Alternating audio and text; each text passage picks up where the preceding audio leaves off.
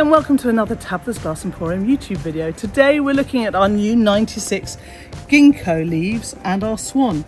It was so great to use some of this fantastic 96 glass that we had on the shelves for so long, and I've always been wanting to do something with it, and I made this project with it. And how pretty does that look? It's great because you get the translucentness of the glass and the light coming through the project, which I really love. You can find all our Murrine on tabithasglassemporium.com, so go check that out. And today I'm going to show you how we made this. So I want to cut a piece of this glass. This is 96 oceanside glass, and this is the size I need. And it's really good to be able to use my template. This is a template to think, oh, which area, this might be beautiful, but then I'm cutting a piece out the middle of the piece of glass. I can't really see, they're quite cool over there, but they're quite intense. Even up here is quite intense. I kind of like this area down here for it, and it would be the most cost effective would be to take a slice off here and take this bottom piece here and say that's gone. But I quite like this area up here too, so I think I am going to kind of push it up a little bit, and kind of probably take this bit. Then I can always use this for a later stage for a piece of jewellery or something, and use some kind of an area up here. So it's always useful to use your template to see which kind of part of the glass you want for a project. I could even kind of go this way, if and the glass could be this way. So I'm going to cut my piece and work out which bit I'm going to take.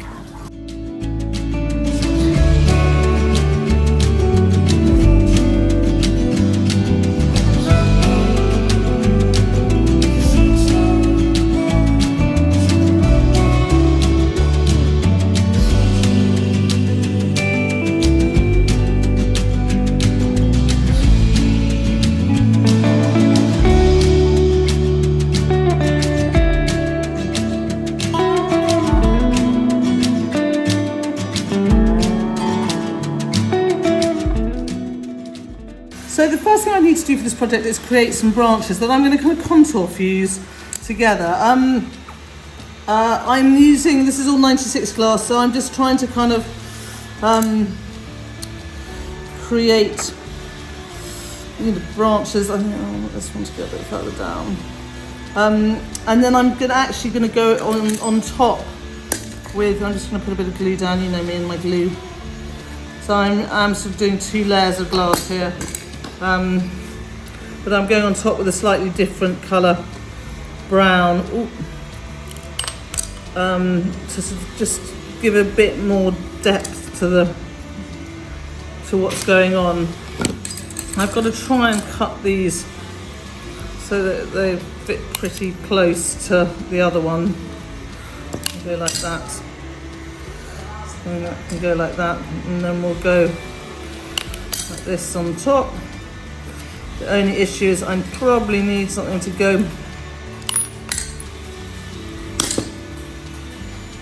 in like so.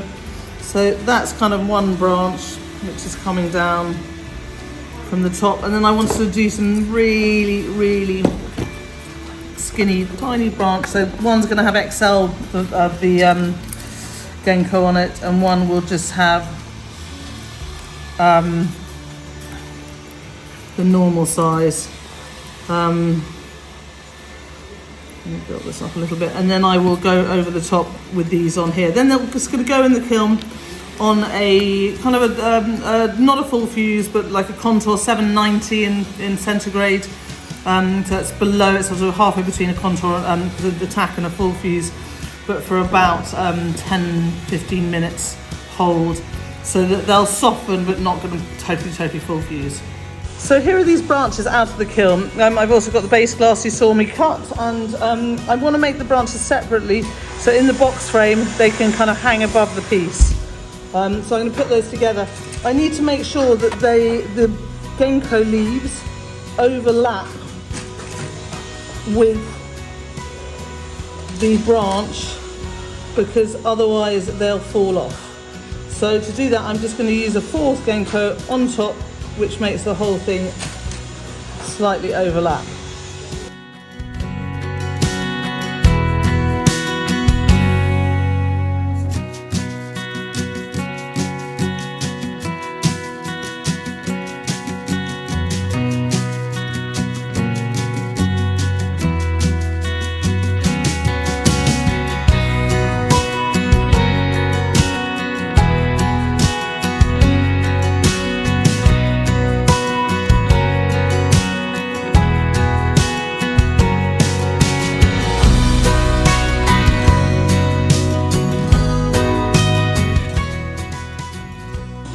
So there are our branches which will hang in over the top, and then I'm just going to put the swan on.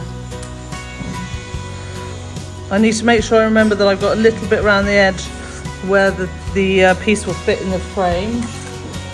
So I want to put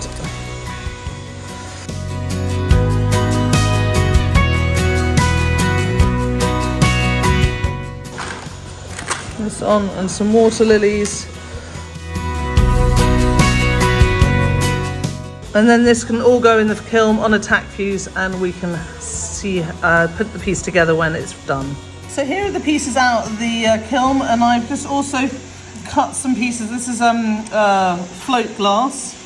Now I want to glue these pieces of float glass onto the back of the piece. This is 6mm float in 3 different places, so that then I can glue that onto the piece, and so it offsets. And on this one I'm using some 4mm float glass that I'm going to glue here, and then this can also be offset but slightly lower. So I'm going to go ahead and glue those. I always use the Iridite Crystal Clear, and I've got a little plate here. I take the lid off. This one puts 2 parts out at the same time. I don't need very much at all. Put my lid back on in a second, and then I've got a little spoon I can mix them.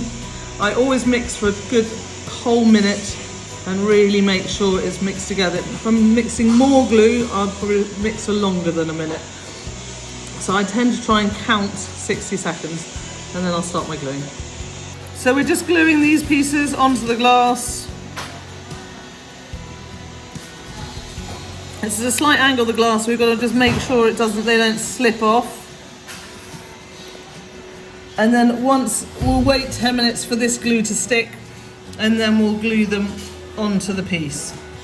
So I've mixed some more glue and I'm gluing this in. I'm just making sure it's tucking nicely into the corner, but coming out so that I can see the piece. That's why I'm doing it in the frame, just so that it's easier to see exactly that my piece is okay and I'm not breaking it by dropping it. That would be bad. Okay. And then I'll put this one in like so. And so now I'll let it dry, and then we can see how it looks with the frame totally around it properly. So here it is in the frame when put in the frame properly. I haven't put any of the backing bit. It does mean there's a tiny bit loose, but I don't mind that because it does mean that you can like put it on a table and have a little bit of light coming behind, as opposed to if it was solidly against a piece and had a backing piece, you wouldn't get that light behind. And I think I prefer it with the light behind it, which makes it look kind of super translucent.